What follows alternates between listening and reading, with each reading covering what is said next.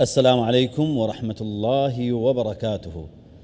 حياكم الله أعزائي المشاهدين وحلقة جديدة من برنامج قضية رأي عام. أزمة العراق، استمرار المحاصصة وغياب الإصلاح. هذه الأزمة يبدو أنه ما راح نخلص من عندها إلا إذا خلصنا من الأحزاب اللي صار لها سنين موجودة، ويوميا يتغير فلان ويجيبون فلان ويودون فلان ونفس الأحزاب ونفس المحاصصة.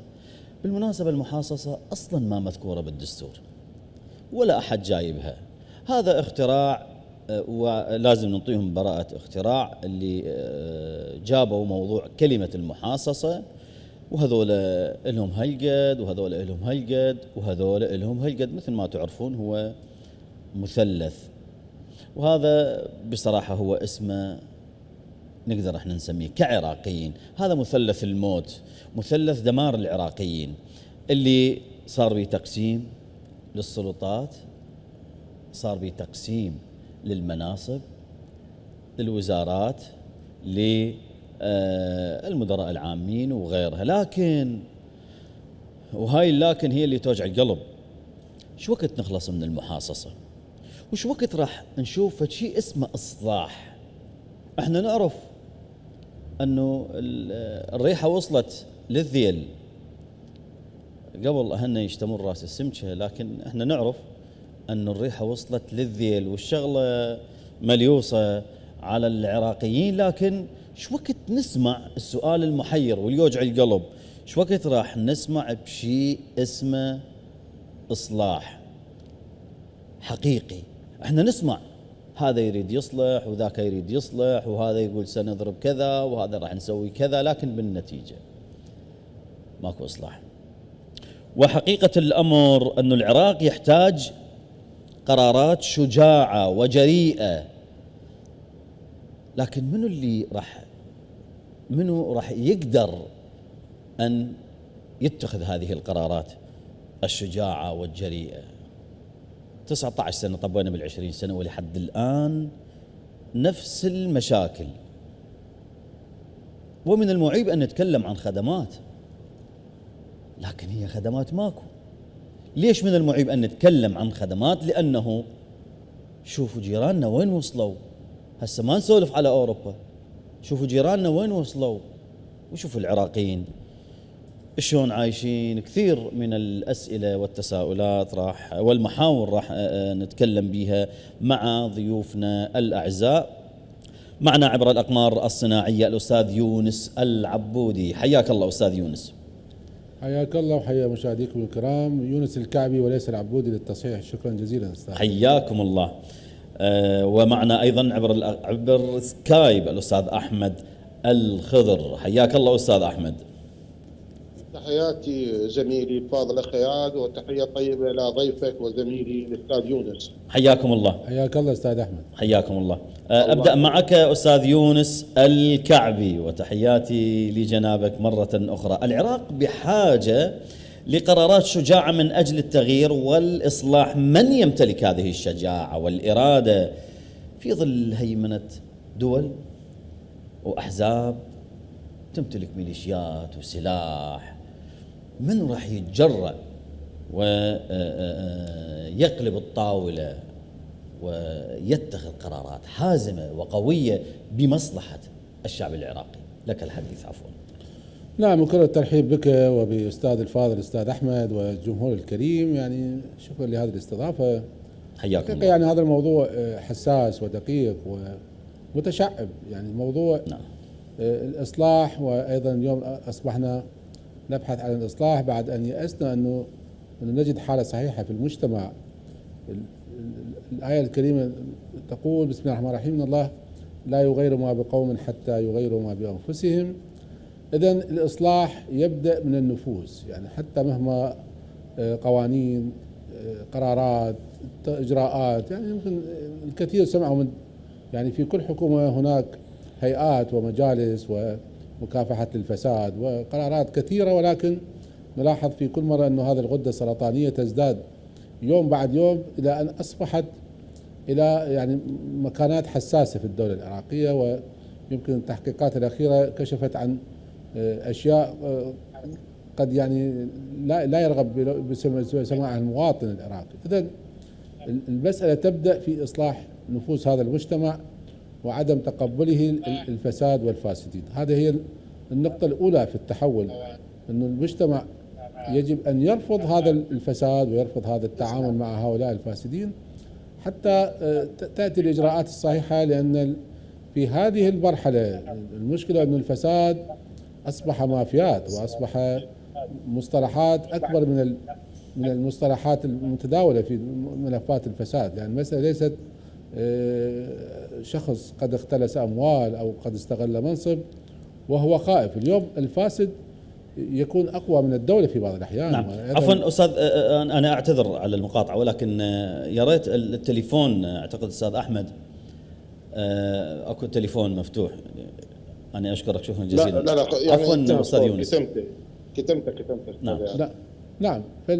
فالمسألة اليوم نحن ليس في مسألة القضاء على الفساد، هذه المسألة صعبة جدا ومعقدة وتحتاج جهد نعم. داخلي وخارجي. ولكن اليوم الذي يريد أن يبدأ أن يوقف هذا الفساد. اليوم المحاولات هو لوقف الفساد أو لإيجاد سبل لهدر المال العام ولإيجاد مخرج قانوني لمحاسبة هؤلاء الفاسدين. لو سألنا أستاذ يونس، يعني تقصد أنه أضعف الإيمان أنه نوقف الفساد؟ لا، هذا الهدف وليس أضعف الإيمان. يعني الهدف، لكن محاسبة الفاسد، مسألة القضاء على الفساد شلون نقضي على الفساد؟ مسألة متشعبة. نعم. كيف نقضي على الفساد وبدون محاسبة وبدون ردع وقرارات شجاعة؟ نعم. الآن خلينا نوقف الفساد. يعني أشبه لك الموضوع مثل شخص يتدحرج من جبل. يعني نعم. هذا المتدحرج لا يفكر في تنظيف ملابسه، بل يفكر كيف يوقف تدحرجه من هذا الجبل العالي. الآن نفكر في تنظيف الملابس قبل أن نوقف التدهور. يجب أن نوقف هذا النزيف، نوقف هذا الدمار الذي يحصل حتى نجد المعالجات. أنت لا يمكن نعم. أن تعطي مضادات لجريح ينزف. الآن نحتاج إلى وقف النزيف، هذا هو الهدف الأهم حاليا. تمام. خلي أروح لأستاذ أحمد الخضر وأرحب بك مرة أخرى أستاذ أحمد. أهلا وسهلا بك ومرة أخرى بضيفك الكريم وبالمشاهدين. حياكم الله. أستاذ أحمد، أستاذ يونس يقول الإصلاح صعب جدا ومتشعب ولا يمكن القضاء على الفساد. يعني الهدف أنه خلي هسه نوقف الفساد وبعدين نعود نصلح ونرتب. طبعا. نعم أستاذ أحمد. الأستاذات تسمعني؟ أسمعك. نعم. بالبداية أنا يعني أتفق يا أستاذ يونس يعني فيما قال أن عملية الفساد عملية صعبة ومتجذرة وتمتد ل20 سنة، يعني ربما يعني سنوات طوال عرفت عصابات ومافيات الفساد كيف تمارس الفساد وتطلع على المال العام والاستفادة، وابتكرت طرق جديدة وأخذت تحمي نفسها سياسيا وحكوميا، وامتدت لشبكات لدول الجوار ودول خارجية. إذن الفساد اليوم موجود في الدولة العراقية والكل معترف به، حتى زعامات الكتل السياسية ومن أكبر مسؤول في الدولة في السلطة التنفيذية من رئيس الوزراء وإلى القضاء كلها معترفة بوجود فساد. وهناك تصريحات يومية تطلق، عشرات التصريحات، مئات التصريحات من كتل من أجهزة تنفيذية بمحاربته. لكن السؤال هنا، هل نستطيع القضاء على الفساد؟ أنا أعتقد أن القضاء على الفساد صعب جدا، بل نحن كعراقيين نطمح إلى تقليل الفساد. يعني عندما نطلق شعارات تقليل الفساد هذا يبدو معقولا ومناسبا، لكن عملية القضاء على الفساد هي عملية خيالية كبيرة. لأن الفساد كما يعني وضحت، الفساد اليوم محمي بواسطة سلاح، بواسطة بعضها مؤسسات حزبية، محمي سياسيا، هناك مفاصل في الدولة مسؤولين يعني يحمون الفساد.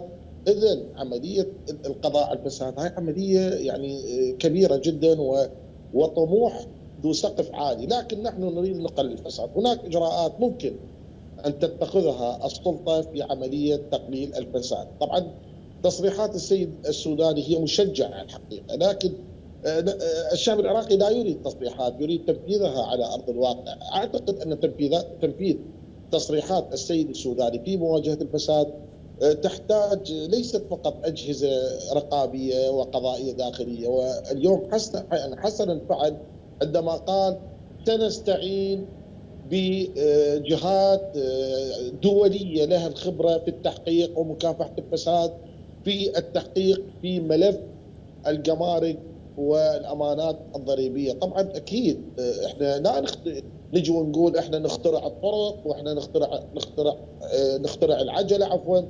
اكو دول قبلنا سبقت صار بها تغيير سياسي وعانت من الفساد واستعانت بمؤسسات خاصة في محاربة الفساد ونجحت. إذا أعتقد أن أحد الحلول المطروحة التي يجب على حكومة السيد السوداني الأخذ بها هي الاستعانة بمؤسسات دولية مختصة في مواجهة الفساد والتقليل من هذا الهدر الكبير لأموال الدولة. طيب ليش أستاذ أحمد ليش بس إحنا أستاذ أحمد ليش بس إحنا يعني نريد أقل الممكن بس نوقف الفساد؟ ليش ما صار لهم 19 سنة وهاي راح ندخل ب20 سنة من الفساد والسرقات؟ ليش بس إحنا يعني كعراقيين نقول بلكت بس يوقفون الفساد؟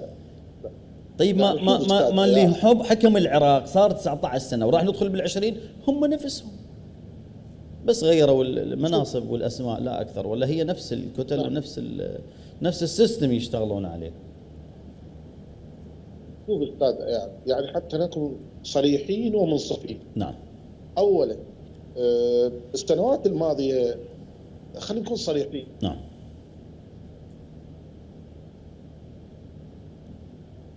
نعم أستاذ أحمد. أعتقد انقطع الصوت عند أستاذ أحمد. خلي أرجع لك أستاذ يونس. نعم. يعني ليش بس إحنا بلكت يوقفوا الفساد شوية؟ ليش ما أكو حكومات حاسبت المفسد؟ طيب القائد رئيس مجلس الوزراء والقائد العام للقوات المسلحة عنده دفاع وداخلية، عنده أجهزة أمنية، ليش ما يجيب اللي باق ويقول له تعال هذا قدام الشعب وخلي يدخل التاريخ؟ ما يقدر؟ نعم. يعني احنا عندنا كنز للأسف يعني في مجتمعنا لم نحسن استغلاله. يعني أذكرك وأذكر الأخوة المشاهدين والمتابعين النصيحة الذهبية التي قدمتها المرجعية للسيد العبادي في وقتها، وكان قد حصل على أعلى دعم داخلي وخارجي ودولي، والمرجعية قدمت له نصيحة بسطر واحد: اضرب بيد من حديد. هذه لو طبقت هذه النظرية من ذلك الوقت، وكان الوضع في ذلك الوقت يسمح، لأن كان للتو خرجنا من حرب داعش وحرب الإرهاب على العصابات الإرهابية، لكن شنو اللي صار؟ رجعنا إلى نفس المعادلات السابقة. يعني كان العراق على مفترق طرق، كانت الأمور إجماع وطني على يعني أنه العراق كان في خطر، أنه كان يمكن أن نفقد العراق بأكمله أمام العصابات الإرهابية. لذلك ذلك الوقت الوحيد الذي توحدت فيه كل الجهود الوطنية نحو هدف واحد اللي هو القضاء بعد قول المرجعية، عفوا على المقاطعة أستاذ، قول المرجعية اضرب بيد من حديد. نعم. هذه النصيحة الذهبية التي نعم. لم يطبقها أي واحد من رؤساء الوزراء لحد الآن. لو طبقت هذه ضرب بيد من حديد، أنه لا تستثني أحد من الفاسدين ولا تخاف في الله لومة لائم. يعني أي فاسد حتى وإن كان أحد أقربائك أو حتى أخوك، هذا الموضوع لو طبق بحذافيره هذه النصيحة الذهبية لا يبقى فاسد واحد، لأن الفاسد مهما بلغ من قوته مهما بلغ من نفوذه بالأخير هو ضعيف وجبان، لأنه سارق. السارق يخاف من القانون، يخاف من المجتمع، يخاف من الملاحقات الدولية والقانونية. بالتالي عندما يفقد هذا الغطاء الذي يحتمي به سيكون أضعف من الضعف نفسه، لأن سيكون تحت طاية القانون. يعني مثال قريب يعني هذا مسألة الضرائب المتهم الأول نور كل ما يتمتع به من قوة ويستطيع تأجير طائرة خاصة وتقول له سيارات خاصة إلى المطار بدون بوابات الأمان، لم تنفع أمام لحظة اعتقال واحدة. يعني هذا بعد الاعتقال فقد كل هذه الميزات التي كان يمتاز بها. تعتقد أستاذ يونس، تعتقد أنه هذا الفاسد الوحيد اللي لزموه وصار 19 سنة العراق منهوب؟ لا هذا مثال أستاذ، هذا مثال. نعم، لو كرر هذا الموضوع، نعم لو تكرر هذا مثال. يعني ويجيبون اللي حكموا العراق من أول حكومة عراقية بعد 2003 هذا مثال حي انه ممكن للقوة العراقية والأجهزة الأمنية العراقية لو فعلت بصورة صحيحة أن تقضي على الكثير من حلقات الفساد. نعم. يعني أذكر أيضا حادثة أخرى عندما اعتقل في وقتها في زمن عادل عبد المهدي، لا يذكر يمكن عبد الجبار أو شيء من هالقبيل، هذا الشخصية الكبيرة التي اعتقلت في وقتها وكان أيضا من مافيات الفساد الكبيرة، وواحدة من التهم الموجهة له وهو الإتجار بالأعضاء البشرية، وهو أتعس ما يمكن أن يتاجر به، أن تتاجر بالأعضاء البشرية لأبناء جلدتك وشعبك. كان هذا لحد الآن لا أستطيع استيعاب هذه التجارة القذرة. يعني يمكن المخدرات تجد لها مسببات، تجارة السلاح، الممنوعات، ولكن تجارة الأعضاء البشرية وتجارة البشر أعتقد هذا يعني أقل، يعني أدنى مستوى بشري ممكن يصل له الإنسان. فممكن تفكيك هذه المافيات. شلون؟ نعم، الضرب نفس النظرية، ضرب بيد من حديد. أنت تضرب رأس الهرم، وهذا الهرم هو يدلك على باقي الشبكات العنكبوتية المرتبطة بهذا الهرم، لأن الفاسد ليس شخص واحد. طيب احنا نتكلم اليوم عن، أنت تتكلم ونحن نتكلم عن رئيس مجلس وزراء والقائد العام للقوات المسلحة. نعم. هل يمتلك الجرأة باتخاذ هكذا قرار؟ الفرق بين انه يمتلك الجرأة ويمتلك الامكانية. نعم، الامكانية يمتلك. نعم هذا جيد. الجهاز الامني العراقي الكبير. اذن هل يمتلك الجرأة؟ ولكن يحتاج الى قرار وإرادة سياسية. القرار ان يكون هو صاحب قرار، وان يكون وراءه إرادة سياسية لا تخرج هذه الكتلة السياسية وتلك الكتلة السياسية وتدافع سواء علنا أو خفية عن هذا الفاسد.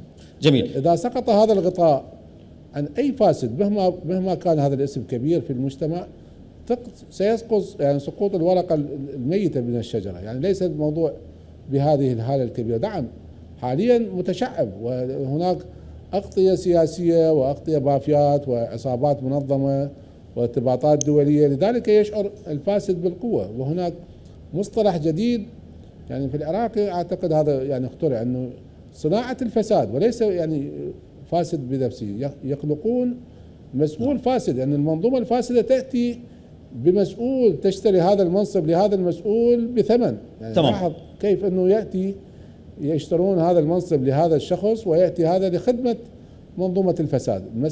وخدمة أسيادة. نعم بالضبط. طيب أستاذ أحمد، ما قدرت أي حكومة من إحداث أي تغيير حقيقي ملموس، خدمات، فرص عمل، العيش الكريم، هذا مذكور بالدستور. برأيك أستاذ أحمد من اللي مستفيد من هذا الوضع؟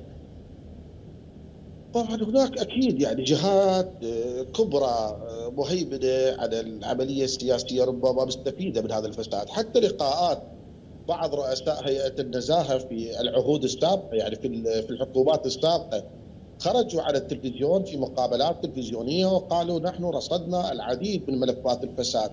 وعندما نستفسر من الحكومة ونستفسر من المسؤول الفلاني تأتينا توصية بغلق هذا الملف. هذا ماذا يعطينا؟ يعطينا انطباع أن هذا الفساد يسكت عنه في الحكومات كانت السابقة، وهذا ربما لسبب سياسي، لوجود صفقة سياسية أو للاستفادة من عملية الفساد. يعني أنا ما أعرف شلون أستقبل تصريح لما يقول مثلا رئيس الوزراء الفلاني السابق ما بيده شيء، وزارته فاسدة بس هو ما بيده شيء. شنو ما بيده شيء؟ هو شنو ما بيده شيء؟ يعني شلون ما بيده شيء؟ وهذا موجود استاذ اياد عيوني. نعم. تفهم المشاهدين، طلعوا لنا بعض المحللين السياسيين ولما نقول يابا اكو فساد موثق بموجب تقارير هيئة النزاهة وبموجب محاضر اجتماع وتقارير لجنة النزاهة في البرلمان، يجابون الجماعة أبواق السلطة اللي يتلوقون الكتل السياسية شو يقولون؟ يقولون مثلا رئيس الوزراء ما بيده شيء، هو ما مسؤول عن الفساد بوزارته، ماكو شيء اسمه ما مسؤول عن الفساد بوزارته. شو تعلل هذا الكلام؟ شو تفسره؟ شو تفسر هذا الكلام؟ هذا اللي يتكلم بهالمنطق، اللي يتكلم بهالمنطق ده يدافع عن شخصية سياسية مسكت الحكم، ربما يدافع بصورة واضحة، يعني يقول لك والله رئيس الوزراء الكتل السياسية تمارس فساد، هو ما بيده شيء. ومئات التصريحات من وزراء سابقين، مئات وبالاسماء، يعني وزير الري الاسبق، وزير الاتصالات الاسبق، يقولون احنا كنا نجيب ملفات فساد الرئيس الحكومه، نقول له يا رئيس الحكومه هذا ملف فساد، يقول خليه على صفحه وما يتخذ به اجراء. هاي مو كلامي استاذيات، هذا انا ما جايبه من جيبي. نعم. ما جاي اتفلسف، انا جايبه من جيبي. اكيد. لعد شنو شغل رئيس مجلس الوزراء والقائد العام للقوات المسلحه؟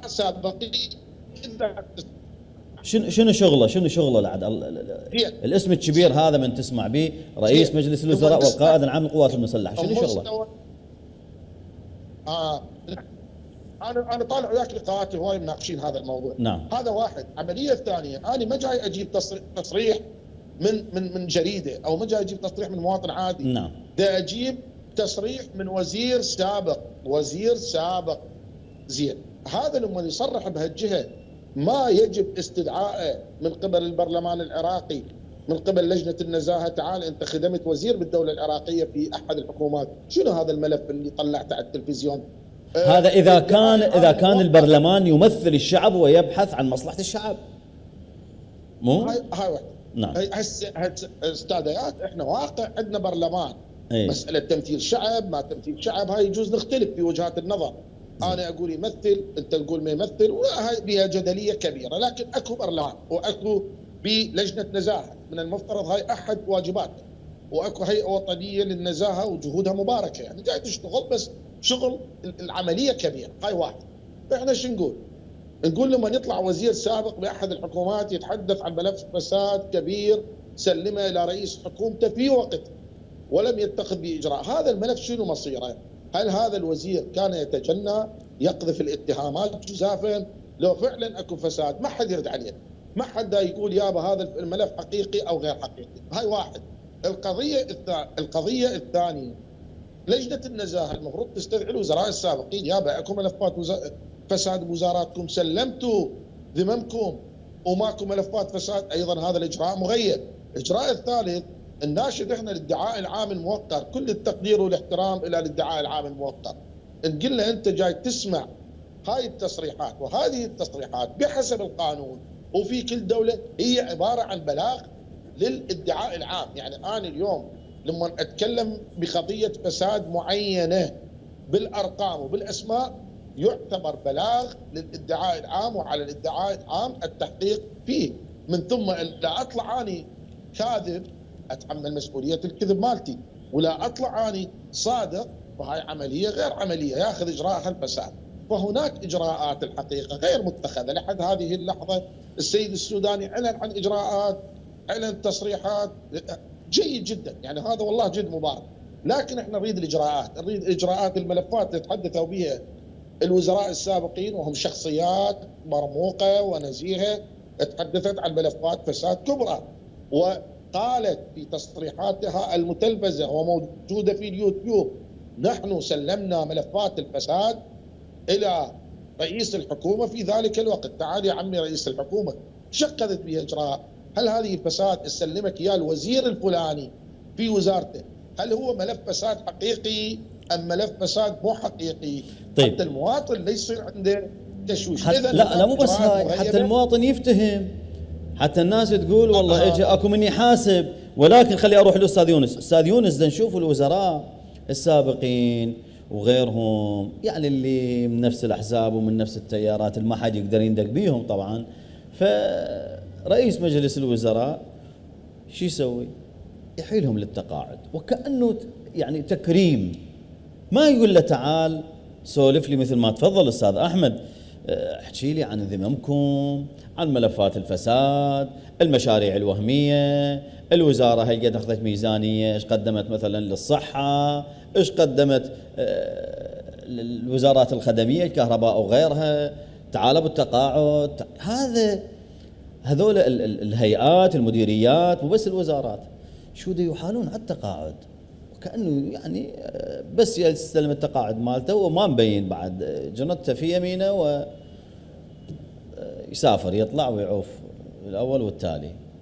نعم، يعني هذا هو اللي يشجع على يعني نمو منظومة الفساد. يعني أنت عندما تقارن يعني منظومة الفساد يعني من 2005 وصعودا ربما لم تكن بهذا الضخامة أو هذا الشكل. يعني الآن يعني الحديث عن مليارات، يعني ربما كان هناك بعض المشاريع البسيطة، بعض المبالغ التي تؤخذ هنا أو هناك.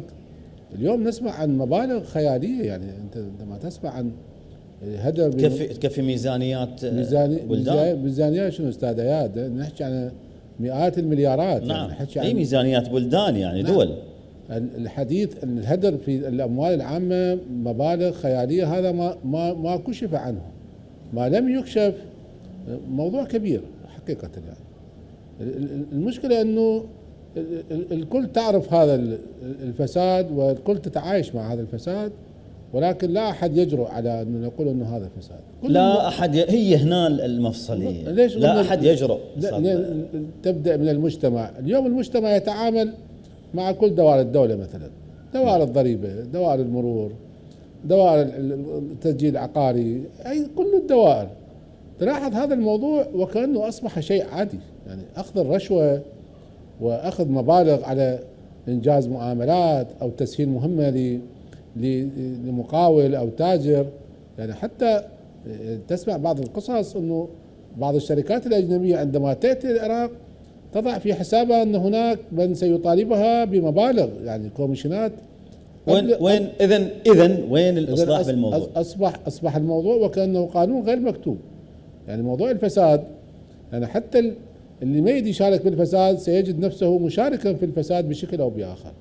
انت تضطر ان تدفع مثلا حتى تسير معاملتك بصوره صحيحه في هذه الدار او تلك، او الحصول على توقيع او الحصول على ترخيص، الحصول على اجازه، الحصول على ترخيص صناعي او زراعي. يعني هذه اصبحت الامور وكأن المواطن في ذهنيته عندما تذهب الى الدار الفلانيه ان تضع في حسابك ان تدفع مقابل ان تنجز هذه القضيه او تلك القضيه. حتى الموضوع في اماكن حساسه، يعني حتى في الاسماء لامعه، وكأن هذا الموضوع اصبح في ذهنيه المواطن انه يتقبل هذا الفساد دون ان يتذمر على الاقل، دون ان يبدي اعتراض. في السابق ربما كان الفاسد يخجل ان يصرح عن فساده. مثل ما تفضل استاذ احمد انه البعض علنا جهارا على قنوات فضائيه صرح انه اخذ رشوه واخذ مبالغ وانه ليش ما يستخدم القضاء؟ ليش ما رئيس مجلس الوزراء يقول له تعال انت مو تقول كنا فاسدين وكليتنا شفناه خلاص؟ ما هو وما حد هو القائل انه ما حد بينا ما اخذ رشوه وهجمان بيوت العراقيين من ورانا. هو القائل لما يعني يقول المنظومه كلها فاسده، فمن يحاسب من؟ يعني لا تتوقع. هي المشكله. طيب التغيير المنشود الكل يتمنى ان يكون اكو تغيير، وهذا التغيير منشود. يا ريت انه يكون اكو تغيير، لكن هذا ما يتحقق الا اذا حصل تغيير جذري وشامل للمنظومه السياسيه الحاكمه. السؤال شلون يتم التغيير واحنا نشوف نفس الوجوه تتناوب على حكم العراق من اول حكومه ولحد هذه اللحظه، بس يشيلون هذا يحطون هذا. شلون رجعنا للنقطه الاولى يا استاذ اياد؟ قلنا المجتمع هو النواه الاولى للتغيير. يعني للاسف هسه المواطن يريد التغيير، لكن هم اسمح لي استاذ، اسمح لي، هذول الموجودين ادوات التغيير بيد المواطن. يعني كل 4 سنين هذه الحكومه امام محاكمه امام جمهورها امام الشعب، ولكن للاسف في مرحله الانتخابات هناك اغماض يعني امام هذه الحقائق. يعني المواطن يعرف انه هذه الشخصيه سين فاسده ويذهب وينتخب هذه الشخصيه مقابل ايضا مبالغ، يعني حتى مو احنا اذا دخلنا بالانتخابات راح لا، مو هذا الاساس اللي هي اللي رفضوا بالانتخابات. ادوات التغيير يونس رفضوا بالانتخابات، ادوات التغيير، اما بالقوه المسلحه والانقلابات او من خلال صناديق الاقتراع، لا يوجد طريق اخر. اما ان تستخدم القوة المفرطة وتقلب النظام رأسا على عقب، وهذا ما يحدث في الدول الانقلابية، أو تسلك الطريق الديمقراطي وأن يمارس المواطن حقه في إسقاط هذا الفاسد، لا يعطي هذا الصوت لهذا الفاسد. حتى العزوف عن الانتخابات هو جزء من الفساد. أنت عندما تعزف عن الانتخابات تعطي فرصة للفاسدين أن يتسيدوا الأصوات. يعني بالتأكيد هذا الجمهور المؤدلج أو الجمهور المشترى بثمن سيذهب إلى الانتخابات ويعطي أصواته لمن دفع الثمن. الأغلبية العازفة عن الإجراء الانتخابات هي هاي الطبقة اللي تغير، هي هاي الطبقة التي تسقط الفاسدين. أسماء كبيرة سقطت في الانتخابات ممكن، يعني ليس الأمر بهذه السوداوية، ولكن نحتاج إلى مجتمع واعي يعي هذه المسؤولية الكبيرة. الله يعينك يا شعب، كلها زعلانة على الشعب. لا، هو الأدوات بيده يا أستاذ. تمام. مجتمع هو أداة التغيير. خلي أروح لأستاذ أحمد. عفوا أستاذ أحمد، السوداني في مفترق الطرق وقدامه فرصة تاريخية كبيرة إذا ما أقدم على خطوات جريئة جدا، يعني تغيير الدستور، إنهاء نظام المحاصصة. طبعا المحاصصة اللي هي أصلا ما موجودة بالدستور، اللي هم ابتكروها إلهم. نرجع النوب ونقول يقدر ولا ما يقدر؟ احنا ما نريد وعود. كل الحكومات أستاذ أحمد، عفوا فقط هذه يعني بثواني، كل الحكومات اللي جتي كلامهم أحلى من العسل وفعلهم مر وسم وقع على العراقيين، دمروا العراقيين. يقدر ولا ما يقدر؟ ما نريد وعود. أستاذ اياد، نعم. طبعا انا متفق ويا كلام اللي تفضل به الاستاذ يونس، بس حتى نكون اكثر صراحه مع الجمهور، وانا دائما تعرفني صريح. نعم. احترامنا لنوايا السيد السوداني وجهوده الصادقه، لكن ما دام رئيس الوزراء ياتي عن طريق التوافقات السياسيه، يعني لا اتصور انه يستطيع محاربه الفساد. وان كان يمتلك الجرأة والشجاعة والنزاهة لا يستطيع، لأن بعض الكتل السياسية اللي تنص رئيس الوزراء هي لديها فاسدين، ودورها بالدولة تحمي الفاسدين. يعني احنا هسه انه بالموديل الجديد ان الشلة بالحكومات السابقة كانوا ما ظاهرين للساحة السياسية، بل كانوا يقفون خلف نواب. يعني شلون يروحون يشترون نواب يدافعون عن صفقاتهم المشبوهة. الموديل الجديد قام رئيس العصابة يجي يسوي له حزب ويدخل بالانتخابات والقانون يسمح له، وبالتالي لما تصير عملية التوافقات على رئيس الوزراء والكتلة الفائزة أو الكتلة الكبيرة أو الكتلة الراغبة بتشكيل الحكومة تحتاج 10 نواب وتحتاج 9 نواب حتى تكمل العدد، راح تروح تتوتل بهاي الكتلة اللي من ضمنها فاسدين. أي إذن هنا النظام التوافقي يسمح بولادة الفساد ورعايته. متى كان رئيس الوزراء منتخب مباشر من قبل الشعب بصورة مباشرة يكون لديه القدرة والقوة على محاربة الفساد. لا والله خاضع للكتل السياسية، العملية صعبة. مثلا اليوم السيد السوداني شرع محاربة الفساد، واني أثمن جهوده الصادقة، لكن قل لي إذا استمر يحارب الفساد تضمن ماكو كتل سياسية راح توقف له سكينة خاصة بالبرلمان وتقول له لا وتطلع له ما ادري شنو واستجوابات وتوقع حكومته؟ هاي وارد. اذا العملية مرهونة بعملية التوافق منين يجينا؟ انا اقول لك التوافق منين يجينا؟ نعم. حتى اوقع لك على الجرح، مو بس اقول لك توافق وامشي. اوقع لك على الجرح. من خلى اولا رئيس الوزراء لازم تنتخب الكتل السياسية. اسمع مني هذا واحد. إذا كان بصورة مباشرة بالشعب يكون متسلح بأصوات الشعب وما تم الكتل السياسية، هذا واحد. قرار المحكمة الاتحادية أو تفسير المحكمة الاتحادية لجلسة انتخاب رئيس الجمهورية لازم يكون نصابها 220، وبالتالي رئيس الجمهورية هو اللي يكلف رئيس الوزراء. ايش خلانا ان رئيس الوزراء لازم يتفق عليه 220 نائب، وذول ال 220 نائب مع احترامنا لمجلس النواب واحترامنا للنواب الصادقين، ما كلهم ملائكه، اكو بيهم لا مو ملائكه، يساوم علني. نعم. يساوم علني لما يجي الكتله اللي تريد تشكل الحكومه تقول له يابا انا عندي مرشح واريد بالبرلمان اصوت فيه، يقول لك اوكي ما عندي مشكله، هاي المطالب مالتي من ضمنها عقود وصفقات، والا هاي السنوات السابقه استاذ اياد وهاي الموازنات التجاريه. شنو اليوم المدارس العراقيه مفلشه؟ شنو اليوم الصف الواحد ب 80 طالب والمدرسه الوحده 3 دوامات؟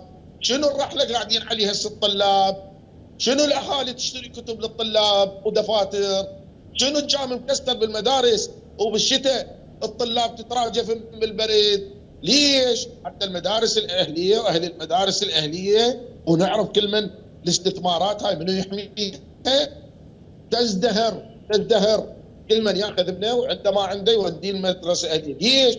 لان المدرسه الحكوميه مع احترامنا لجهود المعلمين والمدرسين الصادقه والمدراء والاسره التربويه، المدارس البنيه التحتيه التربويه مهدمه. ما اجى واحد وقال هاي المليارات تخصص لوزاره التربيه وين راحت؟ زين عقد 1300 مدرسه مع الشركه الايرانيه اللي ظلت بس هياكل حديديه وكلها الزنجار، منو لغى فلوسها؟ عقد الكتب الكل سنه يغيرون المنهج حتى تطبع بالاردن. الصالح حوث سياسي معروف مع حاسبه اشو ياخذ العقود بالعالم تشتري كتب الولد من المتنبي. مو صحيح لو انا جاي اتجنن. هذه حقيقه. هذه جاي اتجنن خلي يردون علي يقولون يابا هذا هذه حقيقه. هاي حقيقه.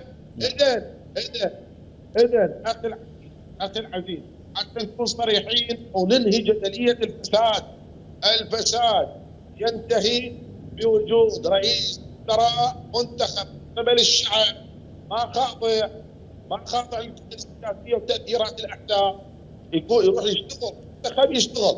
لا والله خلينا التوافق، خلينا جلسات 22 والمحاصصه. حتى السيد السوداني وحتى لو كان صادق وشجاع وجريء ونزيه والله العظيم هم راح يوقفوا له سكينه قاصه، وانا متنبئ بهذا الشيء. يعني انت واوعده والبرلمان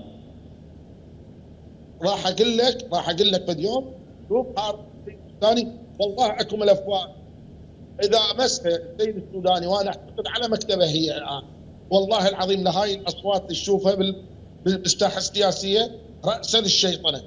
اني يعني هاي عمليه احنا الى حلقه بكره غندور نريد نكافح الفساد، نريد نكافح مكافحه الفساد ما تجي رئيس وزراء منتخب من قبل الشعب. هاي طيب. وحده. نعم. مؤسسات دوليه مختصه بالتحقيق الفساد هاي 2. قرارات قضائيه شجاعه وجهاز رقابي تنفيذي شجاع ينفذ المذكرات هاي 3. 4 عمليه المراقبه المستمره. يعني استاذ احنا مو نعطي الوزاره موازنتها السنويه وما حد يحاسب وابشرت. هاي عمليه سرقه القرن مال الامانات الضريبيه. احد اسبابها شنو؟ احد اسبابها لغوا دور ديوان الرقابه الماليه. نعم. لما لغوا دور ديوان الرقابه الماليه انباقى الفلوس.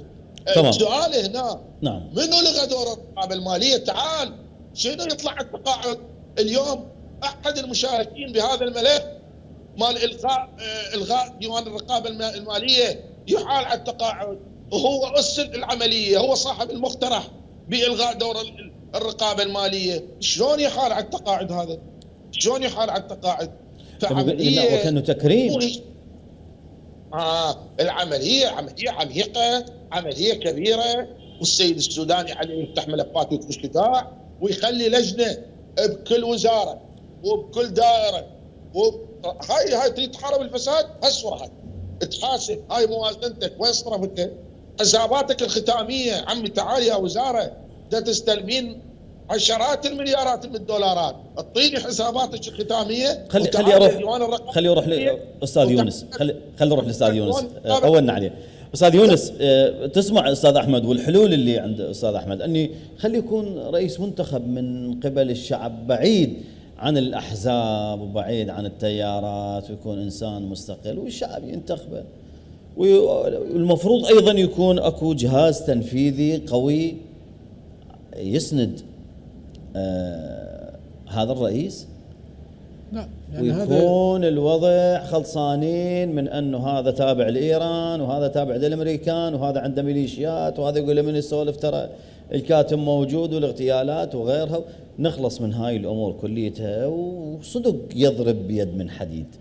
نعم، هذا يعودنا الى مساله النظر في الدستور العراقي. هذا الدستور اللي اتوا به الامريكان للاسف، يعني ديباجه الرئيسيه لهذا الدستور، واختاروا هذا النظام السياسي للعراق. نظام المحاصصه لم يكن وليد الصدفه، هذا يعني اتفقت الدول التي احتلت العراق على وضع هذا النظام واختراع نظام المحاصصه. وهذا الموضوع يعني ليس سرا، يعني الجميع يعلم بهذا الموضوع.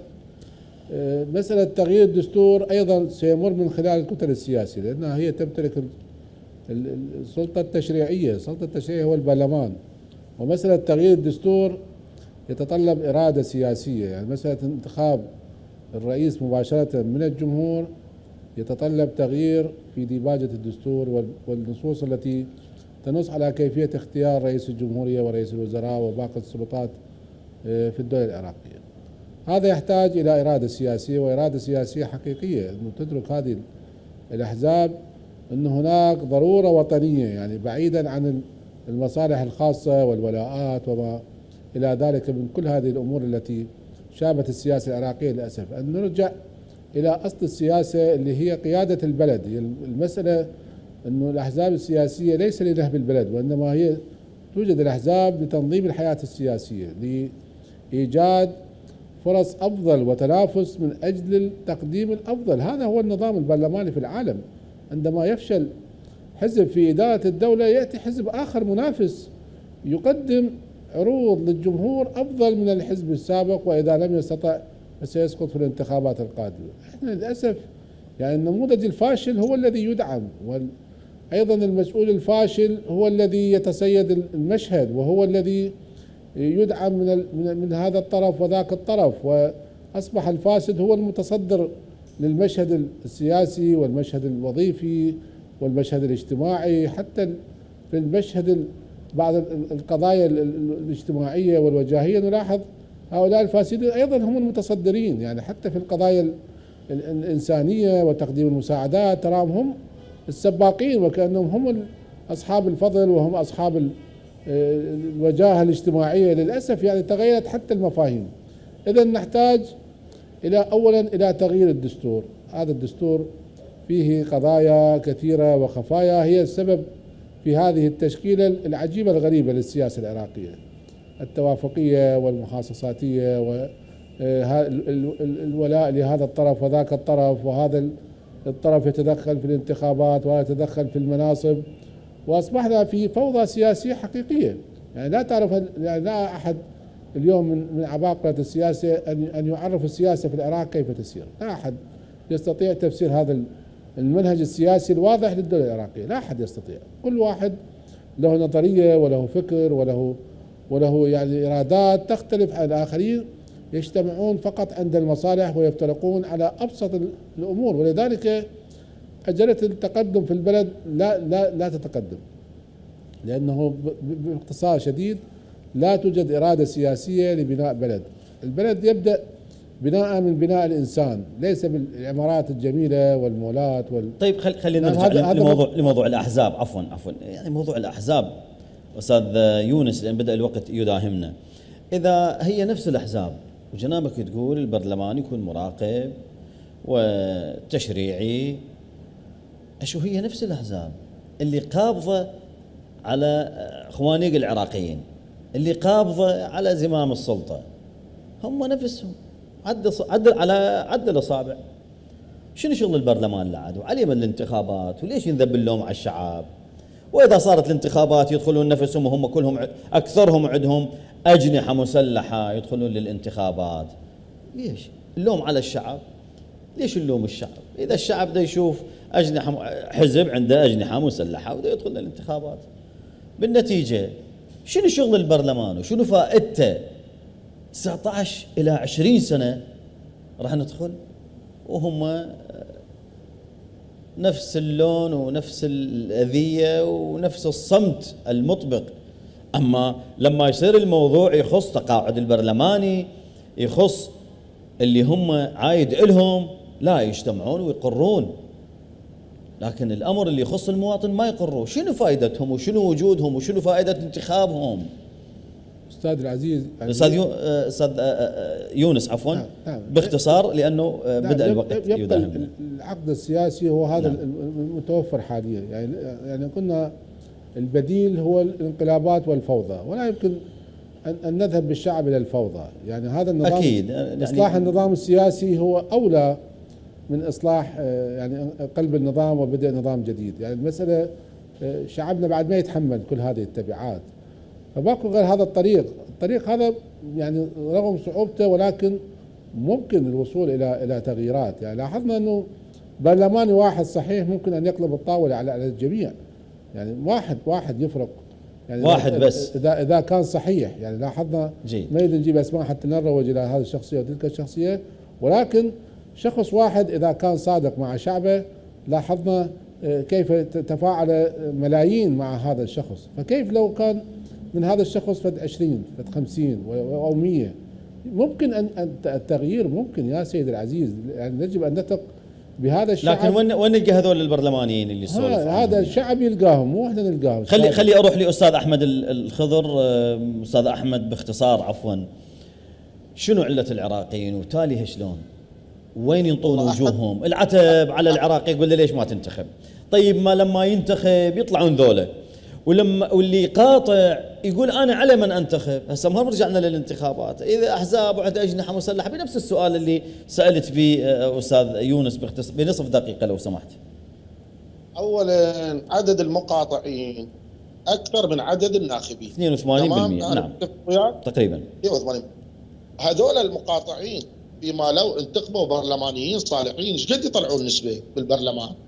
لو كانت الانتخابات يعني حسب ما يقولون انه ما بيها تزوير، ما بيها حرق صناديق، ما بيها سيارات مثلا، يعني نضرب مثال سيارات تحمل صناديق وتروح وتجي مثلا، يعني يقولون احنا ما نجامل. لا ما نجامل، اكيد ما نجامل. نعم. كم نائب موجود الآن شريف بالبرلمان وموجودين وصعدوا بأصوات حقيقية ودا يصيحون ويكافحون الفساد، وكل التقدير والاحترام لهم موجودين. إذن عملية انتخاب النائب الشريف متاحة، لكن قل لي ماكو وعي سياسي. احنا لمن بهاي الانتخابات أنا أشكرك شكرا جزيلا أستاذ أحمد، جدا آسف الوقت انتهى. شكرا جزيلا لك أستاذ أحمد الخضر، كنت معنا عبر سكايب. وشكرا جزيلا للأستاذ يونس الكعبي، كنت معنا عبر الأقمار الصناعية. شكرا جزيلا. شكرا لك. الله يعينك يا العراقي، كلها زعلانة عليك. اللي انتخب طلعوا ذولا، واللي ما انتخب يقولوا لي ليش ما انتخبت. وتالي بالنتيجة وبهاي الخلطة كليتها إذا نحط كل الموضوع بخلاط ويطلع الزبدة مالته، الزبدة أنه البوق والنهب من جيوبكم يا عراقيين يبقوا هذول الجماعة، والحل بيدك أنت العراقي. أودعناكم.